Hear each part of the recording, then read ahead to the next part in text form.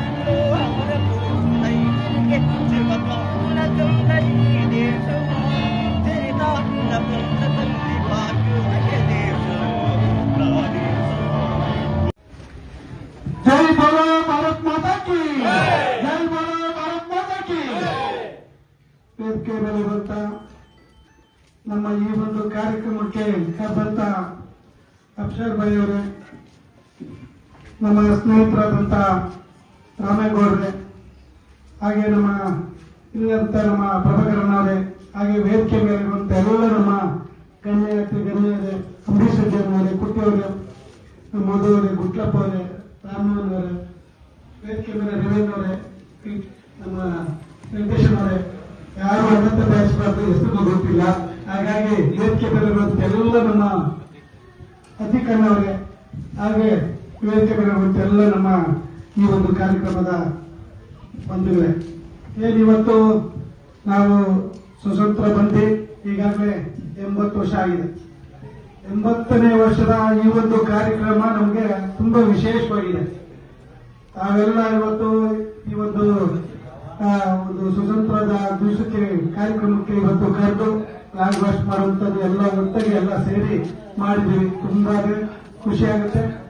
ಎಲ್ಲರೂ ಕೂಡ ಅಣ್ಣ ತಮ್ಮಂದ ರೀತಿಯಲ್ಲಿ ಯಾವ ರೀತಿ ಬಾಳ್ಬೇಕು, ಯಾವ ರೀತಿ ಜೊತೆಯಲ್ಲಿ ಇರಬೇಕು ಅಂತ ತೋರಿಸ್ಕೊಡುವಂತ ಕೆಲಸ ಇಲ್ಲಿನವರೆಲ್ಲ ಸೇರಿ ಮಾಡ್ತಾ ಇದ್ದೀರ. ಇವತ್ತು ಸರ್ಕಾರಿ ಸರ್ಕಾರಿ ಶಾಲೆಗಳು, ಕಂಪ್ನಿಗಳು ಅಲ್ಲಿ ಕಡ್ಡಾಯವಾಗಿ ಫ್ಲಾಗ್ ಹಾಸ್ಟ್ ಮಾಡಬೇಕು ಅಂತ ಇರುತ್ತೆ. ಹಾಗಾಗಿ ಕಡ್ಡಾಯವಾಗಿ ಮಾಡೇ ಮಾಡ್ತಾರೆ.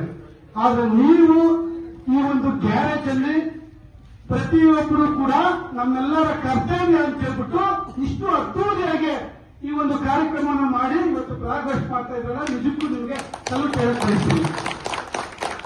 ಇದೇ ಬೇಕಾಗಿರೋದು. ಸಮಾಜದಲ್ಲಿ ನಾವೆಲ್ಲ ಒಂದು ಅಂತ ಹೇಳ್ಬಿಟ್ಟು ತೋರಿಸೋದಕ್ಕೆ ಇದೇ ಉದಾಹರಣೆ.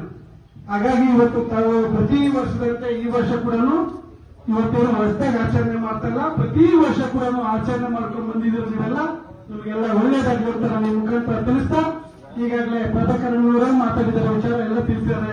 ನಮ್ಮ ರಾಮೇಗೌಡರು ಕೂಡ ಇಷ್ಟೊತ್ತು ಎಲ್ಲ ವಿಚಾರಗಳು ತಿಳಿಸಿದ್ದಾರೆ. ಹಾಗಾಗಿ ಅವರು ತಿಳಿಸಿರೋ ವಿಚಾರದಲ್ಲಿ ನಿಮ್ಗೆ ಯಾವುದು ಗೊತ್ತಿಲ್ಲ ಅನ್ನೋದು ಏನಾದ್ರು ಇದೆಯಾ? ಮಾಲೂರು ತಾಲೂಕಲ್ಲಿ ಭ್ರಷ್ಟಾಚಾರ ಇದೆಯಾ ಇಲ್ವಾ? ಇದೆಯಾ? ಮಾಲೂರು ತಾಲೂಕಲ್ಲಿ ಅಭಿವೃದ್ಧಿ ಯಾವ ಮಟ್ಟದಲ್ಲಿದೆ, ಯಾಕೆ ಆಗ್ತಾ ಇಲ್ಲ ಅನ್ನೋದು ಗೊತ್ತಿದೆಯಾ ಗೊತ್ತಿಲ್ವಾ? ಪೊಲೀಸ್ ಸ್ಟೇಷನ್ ಇವತ್ತು ದುಡ್ಡು ಕಾಸು ಇದ್ದಿತ್ತು ಯಾವ್ದಾದ್ರು ಕೆಲಸಗಳಾಗತ್ತಾ? ತಾಲೂಕು ಆಫೀಸ್ಗಳಲ್ಲಿ ದುಡ್ಡು ಇಲ್ಲ, ಏನು ಇಲ್ದ್ರೆ ಹೊರಗಡೆ ಹೋಗಕ್ಕಾಗತ್ತಾ? ಇವತ್ತು ಪಿಡಿಒ ಆಫೀಸ್ ಆಗಿರ್ಬೋದು, ಆರ್ಐ ಆಫೀಸ್ಗಳಾಗಿರ್ಬೋದು, ಯಾವ ಡಿಪಾರ್ಟ್ಮೆಂಟ್ ತಗೊಂಡ್ರು ಕೂಡ ನಮ್ಮಲ್ಲಿ ಜೋಪಲ್ಲಿ ಕಾಸಿಲ್ಲ ಅಂದ್ರೆ ನೀವು ಏನು ಕೆಲಸ ಕೂಡ ಮಾಡಿಸ್ಕೊಳಕ್ ಆಗಲ್ಲ. ನಮ್ಗೆ ಸ್ವತಂತ್ರ ಬಂದು 80 ವರ್ಷ ಆದ್ರೆ ಕೂಡ ಇವತ್ತು ನಮ್ಮ ರಾಜ್ಯದಲ್ಲಿರುವಂತಹ ಸಮಸ್ಯೆಗಳು ಇದೇ ಹೆಚ್ಚಾಗಿ ಕಾಣಿಸ್ತಾ ಇದೆ ಇವತ್ತು ದಿವಸ ಈ ಸರ್ಕಾರದಲ್ಲಿ. ಇದಕ್ಕೆಲ್ಲ ಯಾರ ಕಾರಣ? ನಾವೆಲ್ಲರೂ ಕಾರಣನೇ, ಎಲ್ಲರೂ ಕಾರಣನೇ. ಹಾಗಾಗಿ ಇವೆಲ್ಲನೂ ತಮ್ಮ ಕೈಯಲ್ಲಿರುತ್ತೆ. ಯಾವ ರೀತಿ ಬದಲಾವಣೆ ಮಾಡಬೇಕು, ಏನಾಗ್ತಾ ಇದೆ, ನಮ್ಮ ಕಣ್ಣಿಂದ ಏನ್ ನಡೀತಾ ಇದೆ ಅನ್ನೋದು ಪ್ರತಿಯೊಬ್ಬರಿಗೂ ಗೊತ್ತಿದೆ.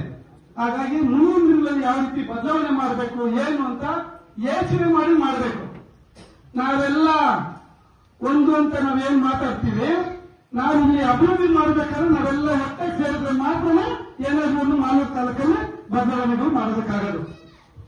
ಇವತ್ತು ಯಾವ ರೀತಿ ಅಭಿವೃದ್ಧಿಗಳಾಗ್ತದೆ ಅಂತ ತಮಗೆ ಗೊತ್ತಿದೆ. ಇವತ್ತು ಈ ಕೆರೆ ಎಷ್ಟು ವರ್ಷ ಆಯ್ತು ಪ್ರಾರಂಭ ಮಾಡಿ? ಎಷ್ಟು ವರ್ಷ ಆಯ್ತು? 3 ವರ್ಷ ಆಗ್ತಾ ಇದೆ. ಕೆರೆ ಸ್ಟಾರ್ಟ್ ಆಗಿ 2.5ರಿಂದ 3 ವರ್ಷ ಆಗ್ತದೆ. ಇದುವರೆಗೂ ಓಪನ್ ಆಗಿದ್ಯಾ? 40 ಕೋಟಿ ರೂಪಾಯಿ ಕೆಲಸ. ಎಷ್ಟು? 40 ಕೋಟಿ ರೂಪಾಯಿ ಕೆಲಸ ಇವತ್ತವರೆಗೂ ಇನ್ನ ಉದ್ಘಾಟನೆ ಆಗಿ ಕೆಲಸ ಪ್ರಾರಂಭ ಆಗಿಲ್ಲ. ಯಾಕೆ? ಮೊನ್ನೆ ಸಿಎಂ ಬಂದ್ರಲ್ಲ, ಅವತ್ತು ಉದ್ಘಾಟನೆ ಮಾಡಿಸಬೇಕಾಗಿತ್ತಲ್ಲ. ಇವತ್ತವರೆಗೂ ಆ ಕೆಲಸ ಹೆಂಗಿದೆಯೋ ಹಂಗೆ ನಿಂತಿದೆ. 40 ಕೋಟಿ ದುಡ್ಡು ಎಲ್ಲಾಯ್ತು? ಉದ್ಘಾಟನೆ ಮುಗಿಸಿದರೆ ಬೈಕಾಗಬೇಕಲ್ಲ ಜನಕ್ಕೆ. ಅಲ್ಲಿರುವಂತ ಕಲ್ಲುಗಳು ನದುಗಳು ಕೆರೆಗೆ ಹೋಗ್ತಾ ಇದಾವೆ. ಅಲ್ಲಿರುವಂತ ಕೆರೆ ಕೂಡ ಯಾವ ರೀತಿಯೂ ಅಭಿವೃದ್ಧಿನೂ ಆಗಿಲ್ಲ. ರಸ್ತೆ ಮಾಡ್ಕೊಡ್ತೀವಿ ರೈತರಿಗೆ ಅಂತ ಹೇಳ್ಬಿಟ್ಟು ರಸ್ತೆ ಮಾಡ್ಕೊಡ್ತೀವಿ ಅಂತ ಅಲ್ಲಿರುವಂತವ್ರನ್ನೆಲ್ಲ ಸೇರಿಸೋದೇನು, ಸನ್ಮಾನ ಮಾಡಿಸ್ಕೊಳ್ಳೋದೇನು ಎಲ್ಲ ಮಾಡಿದ್ರು. ಇವತ್ತು ಆ ರಸ್ತೆ ಮಾಡಿದಾರ ರೈತರಿಗೆ? ರಸ್ತೆ ಕೂಡ ಮಾಡಿಲ್ಲ. ಇವತ್ತು ಹೇಳೋದಕ್ಕೆ ಎಷ್ಟೋ ಬೇಕಾದಷ್ಟು ಉದಾಹರಣೆಗಳಿದೆ ಮಾಲೂರಲ್ಲಿ. ಇವತ್ತು ರಾಮೇಗೌಡರು ಹೇಳುದು, ನಮ್ಮ ಈ ಒಂದು ಬ್ರಿಡ್ಜ್ ಆಗಿರೋದು ಏನು ಪ್ರಯತ್ನ ಇದೆ? ನಾವೇನಾದ್ರೂ ಮಾತಾಡಿದ್ರೆ ವಿರೋಧ ಪಕ್ಷದವರು ಅಭಿವೃದ್ಧಿ ಆಗ್ತಾ ಇರೋದನ್ನ ಸಹಿಸ್ತಾ ಇಲ್ಲ ಅಂತ ಹೇಳ್ಬಿಟ್ಟು ಮಾತಾಡ್ತಾರೆ. ಇವತ್ತು ಇಲ್ಲಿ ಹೋಗೋದಂತ ಲಾರಿಗಳು, ದೊಡ್ಡ ದೊಡ್ಡ ವೆಹಿಕಲ್ಗಳು ಹೋಗೋದಕ್ಕೆ ಬ್ರಿಡ್ಜ್, ಅದು ಇಲ್ಲಿ ಮಾಲೂರು ನಗರಕ್ಕೆ ಯೂಸ್ ಇದೆಯಾ? ನಮ್ಮ ಗಾಡಿಗಳು ಮಾಲೂರು ಬರೋದು ಕಾರುಗಳು, ಟೂ ವೀಲರ್ಗಳು, ಬೈಕ್ಗಳು ಊರೊಳಗಡೆ ಹೋಗೋದಕ್ಕೆ ಬರ್ತದೆ. ಬ್ರಿಡ್ಜ್ ಮೇಲೆ ಹೋದ್ರೆ ಯಾವ ವೆಹಿಕಲ್ಸ್ ಬರೋದು? ಒಂದು ಹೊಸೂರಿಗೆ ಹೋಗೋದು, ಒಂದು ಹೊಸೂರಿಂದ ಬರುವಂತದ್ದು. ಅದನ್ನೇ ನೀವು ಸಿಟಿ ಒಳಗಡೆ ಬರ್ತಿದ್ದ ಔಟ್ರಿಂಗ್ ರೋಡ್ ಮಾಡಿದ್ರೆ ಎಷ್ಟು ಅನುಕೂಲ ಆಗ್ತಾ ಇತ್ತು. ಇವತ್ತು ಬರುವಂತ ಹೆವಿ ವೆಹಿಕಲ್ಸ್ ಎಲ್ಲ ಕೂಡ ಇವತ್ತು ಪೊಲ್ಯೂಷನ್ ಜಾಸ್ತಿ ಆಗುತ್ತೆ. ಇದನ್ನ ಹೇಳಿದ್ರೆ ನಮ್ಮ ವಿರೋಧ ಪಕ್ಷದವರು ನಾವು ಮಾಡ್ತಾರಂತ ಕೆಲಸಗಳನ್ನ ಸಹಿಸ್ತೀರ, ಈ ತರ ಸುಮ್ಮನೆ ಆದ್ರೂ ಹೇಳ್ಕೊಳ್ತಾರೆ ಅಂತ ಹೇಳ್ಬಿಟ್ಟು ಮಾತಾಡ್ತಾರೆ. ಇವಾಗ ಗೊತ್ತಾಗಲ್ಲ ಇದ್ರ ಪರಿಣಾಮ. ಇವತ್ತೇನು 3,200 ಕೋಟಿ ಅಂತ ಹೇಳ್ಬಿಟ್ಟು ತಿಳಿಸ್ತಾ ಇದ್ದಾರೆ. ಈಗ 3,200 ಕೋಟಿ 3 ವರ್ಷದಿಂದ 3,200 ಕೋಟಿ ಹೇಳ್ತಾ ಇದ್ದಾರೆ. ಆ 3,200 ಕೋಟಿ ಈ 3,200 ಕೋಟಿ 6,400 ಕೋಟಿ ಆಗುತ್ತೆ. ಏನಾಯ್ತು? 6,400 ಕೋಟಿ ಮಾಲೂರು ತಾಲೂಕಿಗೆ ಬಂದಿದ್ಯಾ? ಮಾಲೂರು ತಾಲೂಕಲ್ಲಿ 6,400 ಕೋಟಿ ಅಭಿವೃದ್ಧಿ ಉಂಟುಂಟದಕ್ಕೆ ಅಂತ ಹೇಳ್ಬಿಟ್ಟು ಗಂಟಾ ವರ್ಷ ಬೇರೆಯವ್ರಿಗೆ ಹಾಕ್ಬೇಕಲ್ವಾ? ಈಗ ಯಾಕೆ ಅದನ್ನ ಮಾಡ್ತಾ ಇಲ್ಲ? ಪ್ರತಿ ಊರಲ್ಲಿ 6,400 ಕೋಟಿ ಮಾಲೂರು ತಾಲೂಕಿಗೆ ಬಂದಿದ್ರೆ ಇವತ್ತು ನಗರ ಹೆಂಗಿರ್ಬೇಕಾಗಿತ್ತು? ಅಲ್ಲಿರುವಂತ ರೋಡ್ಗಾಗಿರ್ಬೋದು, ರಸ್ತೆಗಾಗಿರ್ಬೋದು ಹೆಂಗಿರ್ಬೇಕಾಗಿತ್ತು? 350 ಹಳ್ಳಿಗಳಿಗೂ ಕೂಡ ಈ ಇಂತಿಂತ ಊರಿಗೆ ಇಂತಿಂತ ಅನುದಾನ ಬಂದಿದೆ, ಇಂತಿಂತ ಕೆಲಸಗಳು ಆಗ್ತದೆ ಅಂತ ಒಂದೊಂದು ಬ್ಯಾನರ್ ಹಾಕಿದ್ರೆ ಏನಾಗುತ್ತೆ ಊರುಗಳಲ್ಲಿ? ಯಾಕೆ ಮಾಡ್ತಾ ಇಲ್ಲ? ಇವತ್ತು ವಸೂಲರು ಈ 5 ವರ್ಷಗಳಿಂದಲೂ ರಸ್ತೆ ಆಗೇ ಬಿಟ್ಟಿದೆ. ಎಷ್ಟು ಜನ ಬಿದ್ದು ಸಾಯ್ಬೇಕು? ಇನ್ನು ಎಷ್ಟು ಜನ ಬಿದ್ದು ಸಾಯ್ಬೇಕು? ಕಾಲುಗಳು ಮುಡ್ಕೊಂತ ಇದ್ದಾರೆ, ಮಕ್ಕಳು ಸ್ಕೂಲ್ಗೆ ಹೋಗೋರು, ಕಾಲೇಜ್ಗೆ ಹೋಗೋರು ಕೈ ಕಾಲುಗಳು ಮುಡ್ಕೊಂತ ಇದ್ದಾರೆ, ಗಾಡಿಗಳು ಬಿದ್ದೋಗ್ತಾ ಇದ್ದಾರೆ.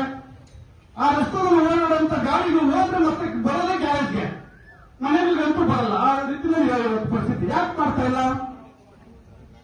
ಇವತ್ತು ಇಷ್ಟು ತಾಲೂಕಲ್ಲಿ ದೊಡ್ಡ ಮಟ್ಟದಲ್ಲಿ ನಾವು ಅಭಿವೃದ್ಧಿ ಮಾಡಿದೀವಿ ಅಂತ ಹೇಳೋರು ಇವೆಲ್ಲ ಕಾಣಿಸ್ತಾ ಇಲ್ವಾ?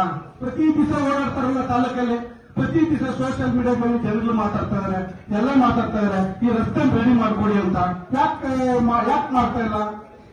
ಮಾಡ್ಬೇಕಲ್ಲ. ಮುಖ್ಯವಾಗಿರುವಂತ ರಸ್ತೆಗಳು ಇವತ್ತು ಈ ರಸ್ತೆ ಕಾಂಕ್ರೀಟ್ ರೋಡ್ ರಸ್ತೆ ಆಗ್ತದೆ. ಯಾರೋ ಪ್ರೈವೇಟ್ ಕಂಪನಿಯವರು ಇದನ್ನ ರಸ್ತೆ ಮಾಡ್ತಾ ಇರೋದು. ಇವತ್ತು ಪ್ರೈವೇಟ್ ಕಂಪನಿಯವರು ರಸ್ತೆ ಮಾಡ್ತಾರೆ, ಚೆನ್ನಾಗಿ ಅಭಿವೃದ್ಧಿ ಕೂಡ ಮಾಡ್ತಾರೆ, ಅದ್ರಲ್ಲಿ 2 ಮಾತಿಲ್ಲ. ಆದ್ರೆ ರಸ್ತೆ ಇನ್ನೊಂದು 6 ತಿಂಗಳು ಓಪನ್ ಆಗುತ್ತೆ. ಪ್ರತಿಯೊಬ್ಬರು ಕೂಡ ಶುಲ್ಕ ಕಟ್ಟಬೇಕು. ಈ ರೋಡಲ್ಲಿ ಓಡಾಡೋರೆಲ್ಲ ಕೂಡ ಟೋಲ್ ಕಟ್ಟಬೇಕು. ಟೋಲ್ ಇಲ್ದಿದ್ದು ಓಡಾಡಕ್ಕಾಗಲಿಲ್ಲ. ಚೆನ್ನೈ ಎಕ್ಸ್ಪ್ರೆಸ್ ಹೈವೇದಲ್ಲಿ ಹೋಗ್ಬೇಕಾದ್ರೆ ಕೂಡ ಟೋಲ್ ಕಟ್ಟಬೇಕು. ಈ ಒಂದು ಹೊಸಕೋಟೆಗೆ ಹೋಗ್ಬೇಕಾಗಿರೋ ರಸ್ತೆ ಕೂಡ ಟೋಲ್ ಕಟ್ಟಬೇಕು. ನಾವು ಬೆಂಗಳೂರಿಗೆ ಹೋಗ್ಬೇಕಾದ್ರೆ ಆಲ್ಟರ್ನೇಟ್ ರಸ್ತೆ ಯಾವ್ದಿದೆ? ಯಾವ್ದು ಮಾಡಿದ್ರು ಆಲ್ಟರ್ನೇಟ್ ರಸ್ತೆ ರೈತರಿಗೆ? ತೆರವಾಗಿರುವಂತ ಜನ ಓಡಾಡಕ್ಕೆ ಆಲ್ಟರ್ನೇಟ್ ರಸ್ತೆ ಇರ್ಬೇಕಲ್ಲ. ಪಕ್ಕದ ತಾಲೂಕಿಗೆ ಹೋಗೋದಕ್ಕೆ ಒಂದು ರಸ್ತೆ ಅಂದ್ರೆ ಇರ್ಬೇಕಲ್ಲ. ಇನ್ನು ಮುಂದಿರೋದು ಕೋಲಾರ ರಸ್ತೆ ಒಂದು. ಆ ಕೋಲಾರ ರಸ್ತೆ ಕೂಡ ಆದಷ್ಟು ಬೇಗ ಟೋಲ್ ಹಾಕ್ತಾರೆ. ಅದಾದ್ಮೇಲೆ ಹೊಸೂರು ರಸ್ತೆ ಕೂಡ ಆದಷ್ಟು ಬೇಗ ಟೋಲ್ ಹಾಕ್ಬಿಡ್ತಾರೆ.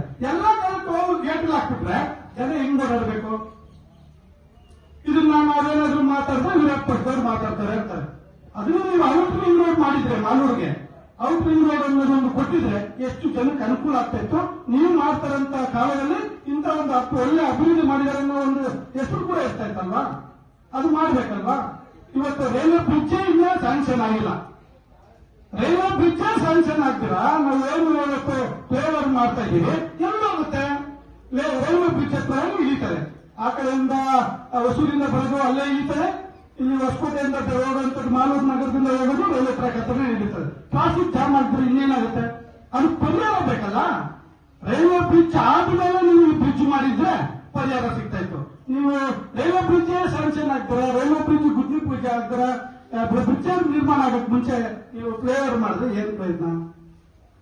ಹಾಗಾಗಿ ಇವತ್ತು ಇನ್ನೂ ಮಾತಾಡಕ್ ಬೇಕಾದಷ್ಟು ಇರುತ್ತೆ. ಇರ್ಲಿ, ಮುಂದಿನ ದಿನಗಳಲ್ಲಿ ಇಲ್ಲಿ ಮಾತಾಡೋಣ ಅಂತ ತಿಳಿಸ್ತಾ ಇವತ್ತೇನು ತಾವೆಲ್ಲರೂ ಸೇರಿ ಇವತ್ತು ನಾವೆಲ್ಲ ಒಟ್ಟಾಗಿ ಸ್ವತಂತ್ರ ದಿವಸದ ಆಚರಣೆ ಮಾಡ್ತಾ ಇದ್ವಿ. ಎಲ್ಲರಿಗೂ ಶುಭವಾಗಲಿ ಅಂತ ತಿಳಿಸ್ತಾ ನನಗೆ ಮಾತಾಡೋಕ್ಕೆ ಅವಕಾಶ ಮಾಡಿಕೊಟ್ಟಂತ ತಮ್ಮೆಲ್ಲರಿಗೂ ಹೊಂದಿಸ್ತಾ ತಾವೆಲ್ಲರೂ ಏನು ಕಷ್ಟಪಟ್ಟು ಇಲ್ಲಿ ಇವತ್ತು ರಜೆ ತಗೊಂಡು ನಮ್ದು ಕೂಡ ಇವತ್ತು ಪಾಲಿದೆ ಅಂತ ರಜೆ ತಗೊಂಡು ನೀವೆಲ್ಲ ಕೆಲಸಗಳು ಬಿಟ್ಟು ಇವತ್ತು ಎಲ್ಲ 500, 1000, 2000, 3000 ಸಂಪಾದನೆ ಮಾಡೋರು. ಟಿಂಕ್ರಿಂಗು, ಪೈಂಟಿಂಗು, ಗ್ಯಾರೇಜ್ ಮೆಕ್ಯಾನಿಕಿಂಗು ಇವೆಲ್ಲ ಒಂದು ದಿವಸದ ಕೂಲಿ ಹೋಗುತ್ತೆ. ಆ ಒಂದು ದಿವಸದ್ದು ನಮ್ಮ ಸಂಬಳ ಕೂಡ ಹೋದ್ರೂ ಪರವಾಗಿಲ್ಲ, ನಮ್ಮ ಕರ್ತವ್ಯ ಅಂತ ಮಾಡ್ತಾ ಇದ್ರಲ್ಲ, ನಿಜಕ್ಕೂ ನಾನು ತಮಗೆ ಧನ್ಯವಾದ ಹೇಳಕ್ಕೆ ಸರ್ಕಾರನ ಹೇಳಿದ್ರು ನಮ್ಮ ಮಕ್ಕಳನ್ನ ಒಳ್ಳೆ ವಿದ್ಯಾವಂತರನ್ನು ಮಾಡಬೇಕು ಅಂತ. ಯಾಕೆ ಹೇಳಿದ್ರು?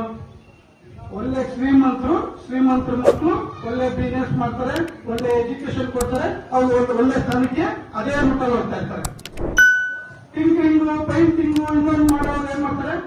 ನನ್ನ ಮಕ್ಕಳು ಕೂಡ ಇದೇ ಲೈನಿಗೆ ಬರಬೇಕು ಅಂತ ಹೇಳ್ಬಿಟ್ಟು ನೋಡಕ್ ಹೋಗ್ತೀವಿ. ನಾನೇನ್ ಮಾಡ್ತಾ ಇದ್ದೀನಿ? ನಾನು ಯಾವ ರೀತಿ ಉದ್ಯೋಗಿಯಾಗಿರ್ತೀನಿ, ನಾನು ಯಾವ ರೀತಿ ನಾನು ಡಾಕ್ಟರ್ ನಮ್ಮ ಮಕ್ಕಳು ಡಾಕ್ಟರ್ ಆಗ್ಬೇಕು ಅಂತ ನೋಡ್ತೀವಿ. ನನ್ನ ಮಕ್ಕಳು ಇಂಜಿನಿಯರ್, ನಾವು ಇಂಜಿನಿಯರ್, ನಮ್ಮ ಮಕ್ಕಳು ಇಂಜಿನಿಯರ್ಗಳು ಒಳ್ಳೆ ಅಧಿಕಾರಿಗಳಾಗಬೇಕು ಅಂತ ನೋಡ್ತೀವಿ. ಹಾಗಾದ್ರೆ ನಾವು ಇಷ್ಟು ಕಷ್ಟಪಟ್ಟು ಇವತ್ತು ನೀವು ಓದಿದ್ದೀರೋ ಓದಿಲ್ವೋ ಏನೇ ಇರ್ಲಿ, ಕಷ್ಟಪಟ್ಟು ಇದನ್ನ ಯಾಕೆ ಕೆಲಸ ಮಾಡ್ತಾ ಇದ್ದೀವಿ, ಮನೆ ಜೀವನ ಮಾಡಬೇಕು, ನಮ್ಮ ಮಕ್ಕಳನ್ನ ಒಳ್ಳೆ ವಿದ್ಯಾವಂತ ಮಾಡಬೇಕು ಅನ್ನೋಕ್ಕೆ ನಾವು ಪಟ್ಟಿರುವಂತ ಕಷ್ಟ ಹೋಗಬಾರ್ದು ಅನ್ನೋದಕ್ಕೆ ಇಷ್ಟೆಲ್ಲ ಕಷ್ಟ ಪಡ್ತಾ ಇದ್ದೀರಾ. ಹಾಗಾಗಿ ತಮ್ಮ ಮಕ್ಕಳನ್ನ ನೀವು ಪಟ್ಟ ಕಷ್ಟ ಯಾವ ಕಾರಣಕ್ಕೂ ಕೊಡಬಾರ್ದು. ಒಳ್ಳೆ ವಿದ್ಯಾವಂತರನ್ನ ಆಗ್ಬೇಕು, ಒಳ್ಳೆ ಅಧಿಕಾರಿಗಳಾಗಬೇಕು, ಒಳ್ಳೆ ಸ್ಥಾನಕ್ಕೆ ಬರಬೇಕು, ಒಳ್ಳೆ ಮೆಕ್ಯಾನಿಕ್ ಕಂಪ್ನಿ ಓನರ್ಗಳಾಗಬೇಕು ಅಂತ ಒಂದು ಸ್ಥಾನಕ್ಕೆ ತರುವಂತ ಕೆಲಸ ತಾವೆಲ್ಲ ಮಾಡ್ಬೇಕಂತ ತಿಳಿಸ್ತಾ ನಾನು ಮಾತಾಡಕ್ಕೆ ಅವಕಾಶ ಕೊಟ್ಟಂತ ನಮಸ್ಕಾರ. ಧನ್ಯವಾದಗಳು.